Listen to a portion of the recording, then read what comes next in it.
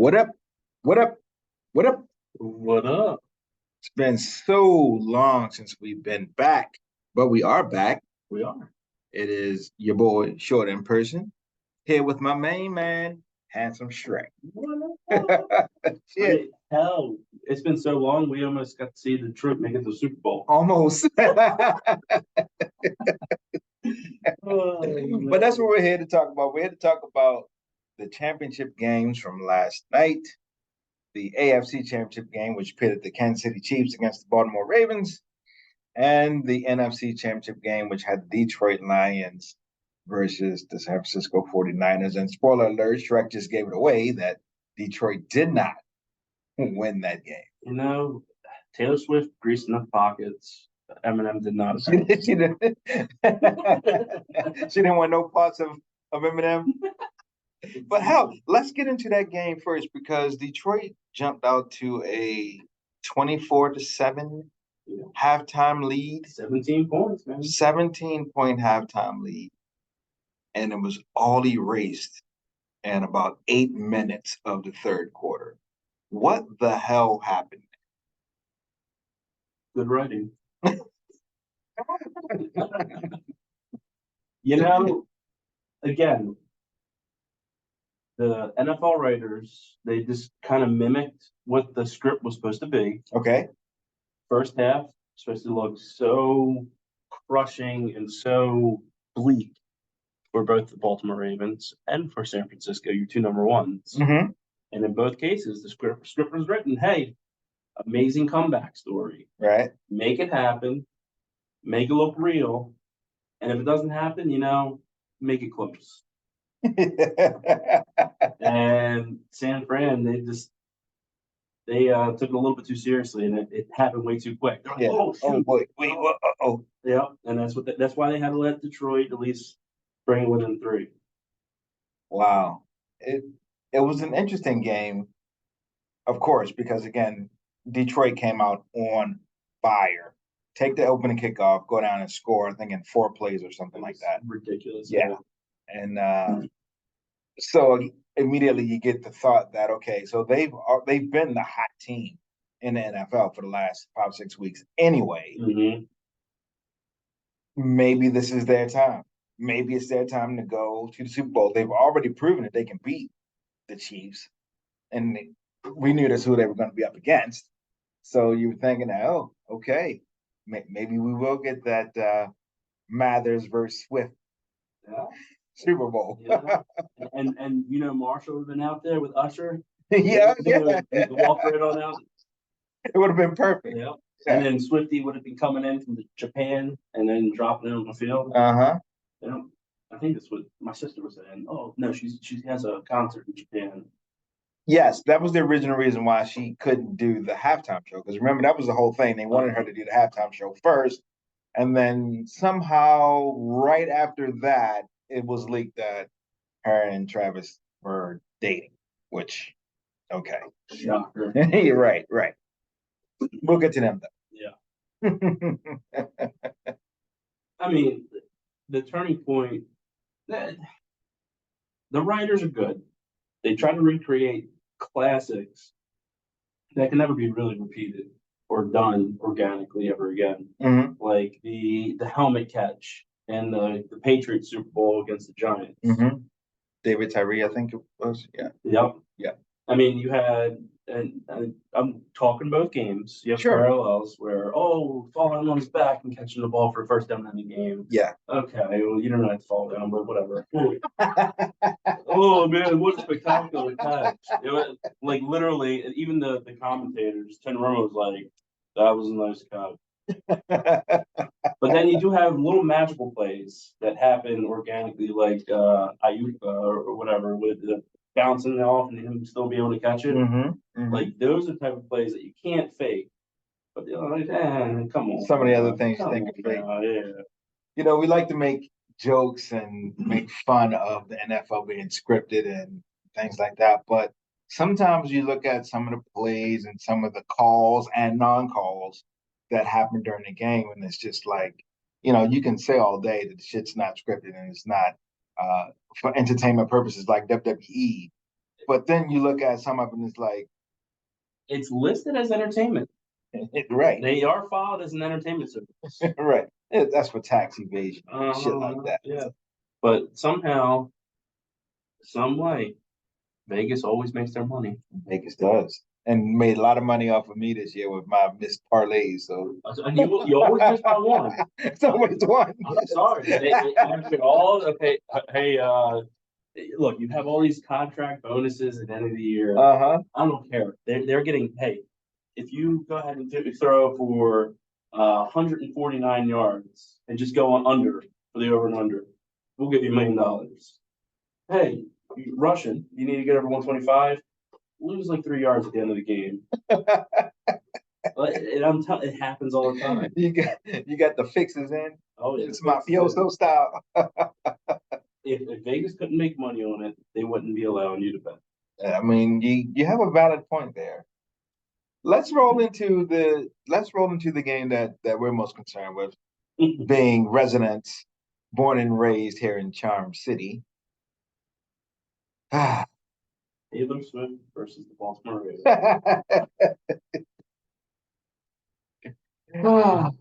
You know, when the game started, Ravens get the ball, immediately go 3-and-out. I'm thinking, okay, isn't the best way to start. Then, punt the ball to Kansas City, who immediately go down and score a touchdown. Threw, I think, 2 or 3 balls to Kelsey, who 11 for 11, 116 yards and a tutty. I always make the joke that the Ravens haven't covered a tight end since they were the Browns. So we're 28 seasons into not being able to cover tight end, which is absolutely hilarious. They initially started the game with Hamilton covering Kelsey, which we thought was a great matchup. Didn't quite work out. Has never let up a touchdown to a tight end all season. Right, until yesterday. Yep. Those NFL writers, they're really bad. They know how to do it. They know how to do it. But we did notice that in the second half, they definitely changed things up. And Hamilton was all over. Hamilton he's something special. He is something special. And it's funny to see him out on the field because he's a big guy. Yeah. Like tall and he looks like how football players used to look. Yes, exactly. And he plays like how football players used to play. Yeah. All hustle, all heart, going 1,000 miles per hour. Yep. And it's a pleasure to actually watch him playing. And you can see how things changed in the second half. They held them scoreless. Baltimore held Kansas City scoreless for that entire second half. Now, by the same token, they didn't score for 3 points, but 2 fumbles in the going in for score, or 2 turnovers going in. Yeah, and there was some boneheaded plays, definitely on both sides of the ball for the Ravens. Definitely did not have to throw that interception. We can also say that there was some pass interference on that play, but it wasn't called all game for at least the Ravens. Right. But you're never going to get it because let's look at it. The officiating crew was switched a week prior to the game started. Switched? They changed it up. The original officiating crew was a crew that heavily favored the Baltimore Ravens because they had officiated the Baltimore Ravens a lot all season. Mm-hmm. And I will say, more so than ever in the past, it felt like during the regular season, Baltimore did get a lot of good, favorable calls throughout the regular season. That is amazing after 28 seasons. Yeah. But the officiating crew that they brought in never officiated a championship game before. Statistically, because of course you watch all the things where people are trying to tell you betting strategies. Of course. They, in an overwhelming majority, call penalties against the home team, and then actually that officiating crew has a road team win percentage of like 68% or something like that. So let's go ahead and shift it a little bit to give Kansas City the edge. And they certainly got it. Some of the things the taunting call on Flowers. Where do you stand on? I could see it being called, but I could also see it not being called, which we've seen 1,000 times before, which we saw a lot yesterday from Kelsey. Yeah. So Well, that's the thing is you have to be consistent. right, Kansas City taunted pre-game through the whole game, right. This is true. and not a single call. Right. And so you can't do that to a rookie who the guy was trying to break his ankle. Yes, he really was. And it wasn't a let me push you down. It's hey, get off me. Get off me. Yes. And he celebrates like that all the time. Every time he catches a big catch. Spins the ball and does his little yes. thing. Yes. Was it his fault the guy stayed on the ground? I mean, get your ass up and get on, But then, if you look at it the other way, it was his fault for doing it right there. What if he had turned, his back to the guy and did the same thing? Would that have been taunting?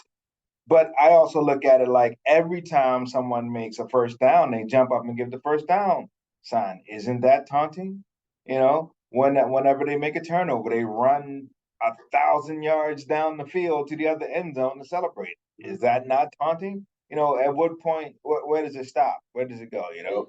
Just enough to influence the game. Oh, gotcha. Yeah. So pick and choose. That's always there's holding in every play. That's right. That's right. That's right. And then we fast forward, head to the end of the game when Roquan Smith got that random, which was unnecessary roughness. Which, from a penalty standpoint, originally it was brilliant. Great. It was great. Yes, exactly. Okay, no lost time. Hey, 5 yards. Go ahead. Let's go. And then we can rock and roll after that. I mean, the acting done by what was it, a guard or was it a tackle? I don't know. He did 5 backflips. Yeah. He kept on rolling down the field. I'm like, are we playing soccer now? Yeah. Like, what's going on? Yeah, it was a lot of weird stuff. But I think if you go back and you look at it and you say, hey, the Ravens had a lot of bonehead mistakes, those unnecessary roughness, personal fouls, and things like that, the taunting. And I think it all stemmed from when Kelsey messed with Tucker at the beginning of the game. And so on one hand, I think if I'm a KC fan, I'm thinking, well done, Travis, well done. You got in their heads before the fucking game even started. When you were out in shorts and t-shirt, you were already in their head.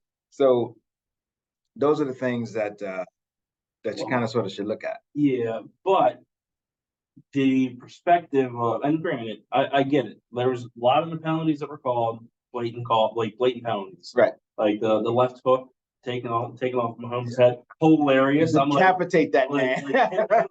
Do it again. There's only 15 yards. That's great. Let's do it again. But it's because of the frustration of being taunted the entire game. Yep. And no calls being called your way. Right. I mean, you get these ticky-tack fights, and literally a guy just comes and he's like stands up and his helmet touched Kelsey. So yeah, throw the flag. Right. It's like, give me a break. And it's that kind of stuff. And that's where, again, officiating crew can influence even the players' reactions. It can, and also that is a team.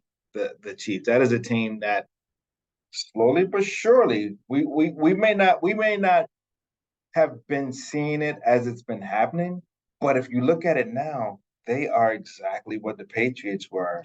Well, for fucking 20 years. You can go back in our old podcasts. And please do. And please do listen to them. I've already told you my theory of the bigger picture script. Like, so the MCU, like, hey, we already know how we're going to get to Endgame. Yep.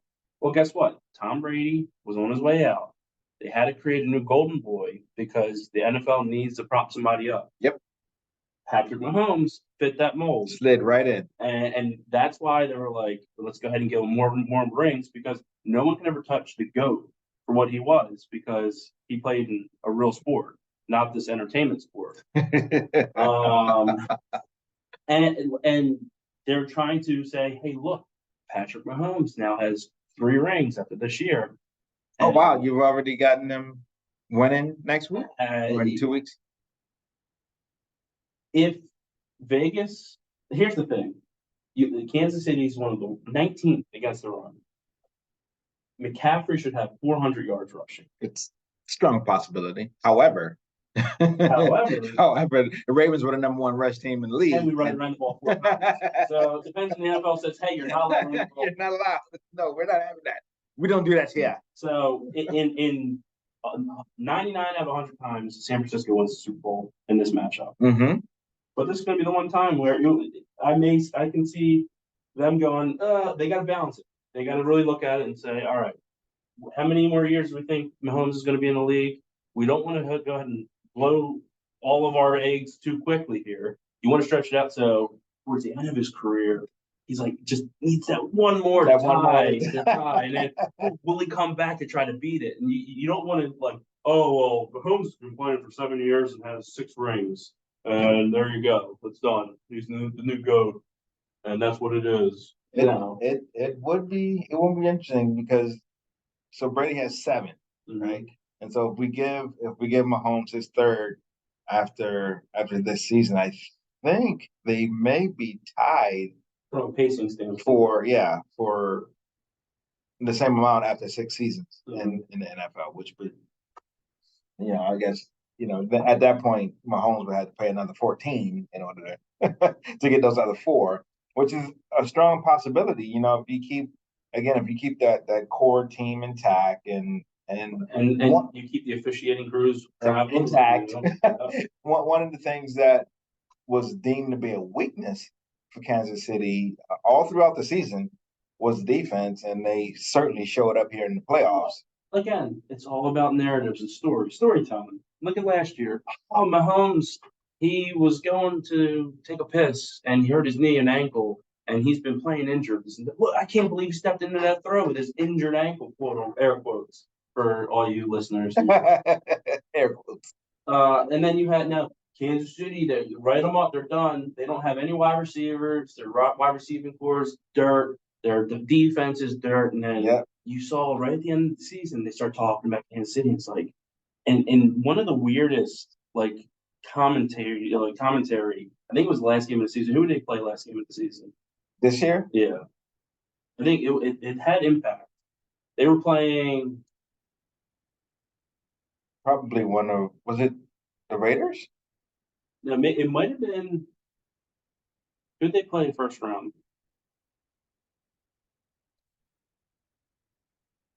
One game. Cincinnati? No. Pittsburgh played Buffalo.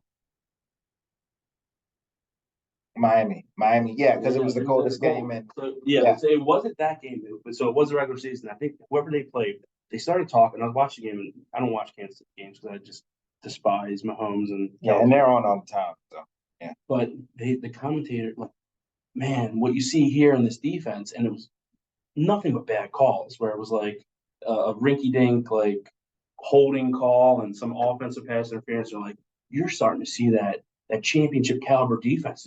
This team might be lining up to make a Super Bowl run, and it didn't match what the game was actually playing through. But they want the sound bites during the actual season, and try to put that in people's heads. Oh, these are the defending champs returning to the form, and it's just like, no, it's no different than what we see with all the so-called great assistant coaches who, he's definitely in line to be a head coach. Says who? Like, where does that even come from? So now I think the biggest loser from the Kansas City going to the Super Bowl this season is Eric Bieniemy, because he wasn't the freaking offensive coordinator, went down to the Commanders, and now is out of a job.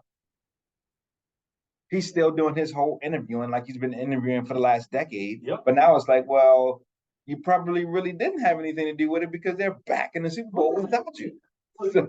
So he's probably the biggest loser from Kansas City, from the script. But I mean, long and short of it, you can't. There's certain plays you can't fake, and I do think the Ravens were intended. They were the original intent was they were going to come back and win that game.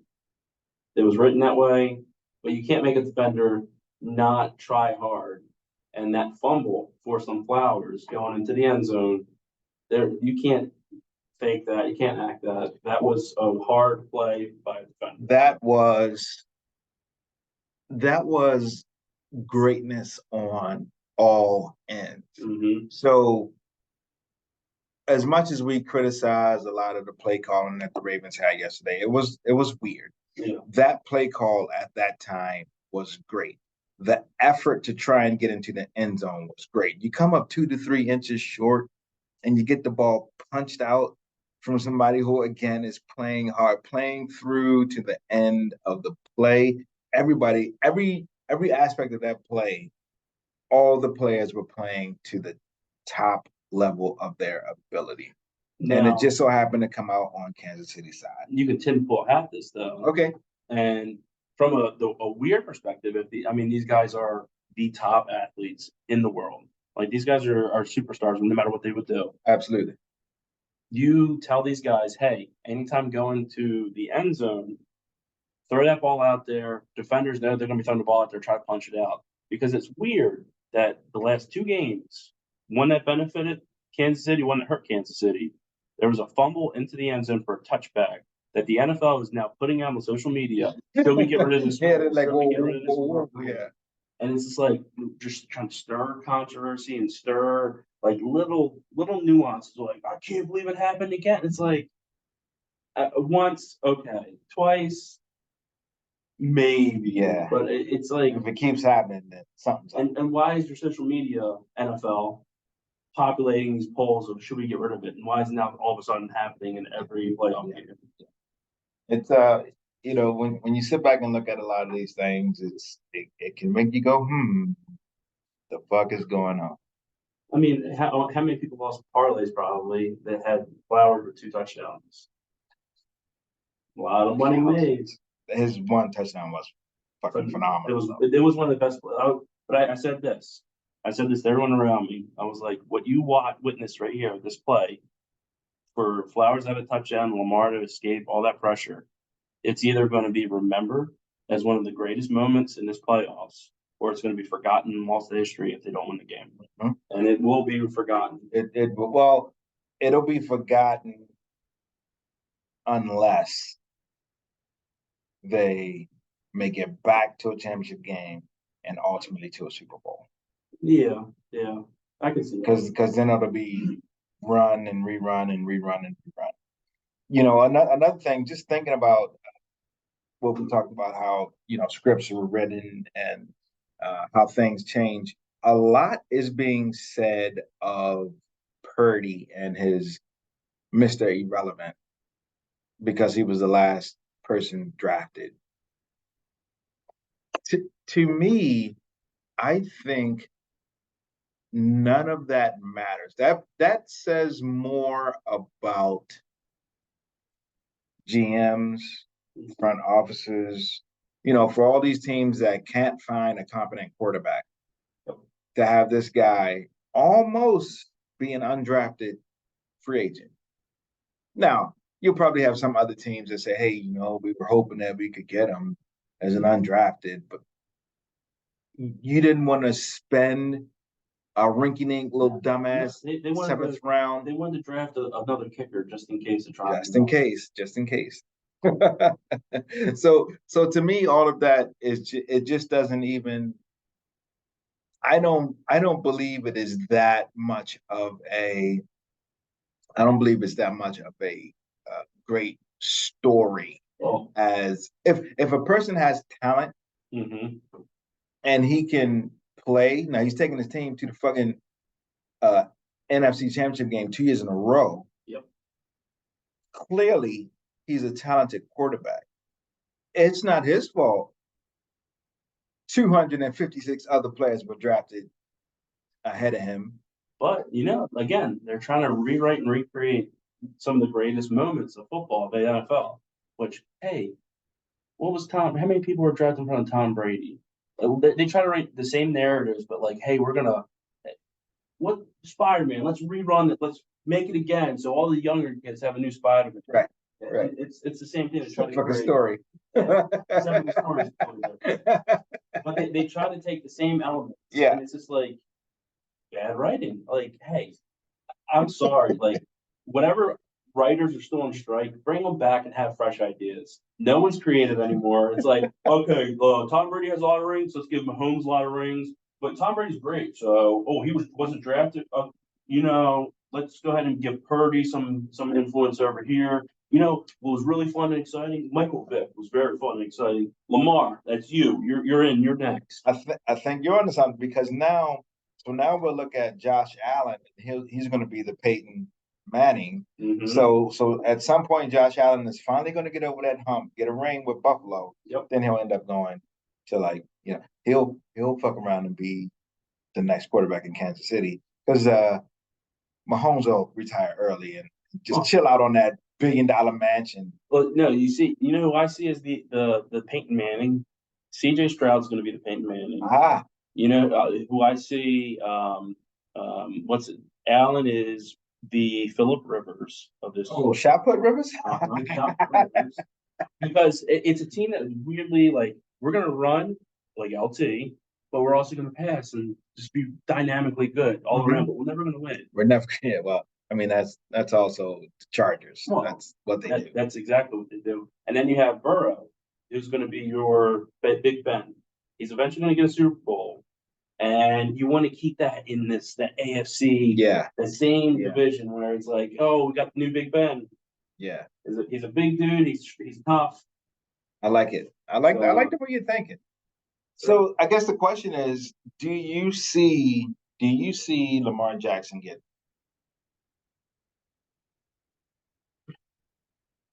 Sadly, I do not. I think he will potentially make it to a Super Bowl. Mm-hmm. I think he's going to end up having the woes of can a rushing first or a rushing strong quarterback ever really win the ring? Mm-hmm.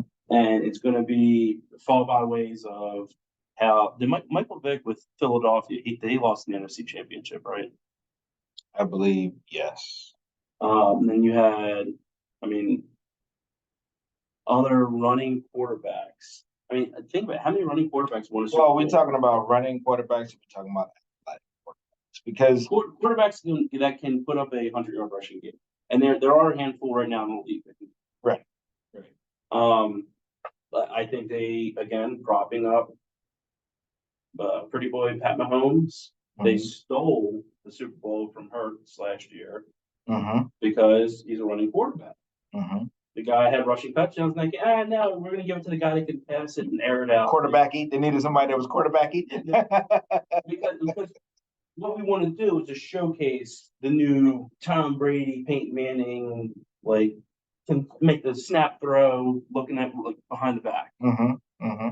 It just, I don't know. I feel like there's a lot of crap that they're writing that they don't want to have these dynamic players showing like, hey, we don't have to air it out because they're trying to make this a pass-only league. They don't want a running league. It's not exciting. I think yes, he will get a Super Bowl ring.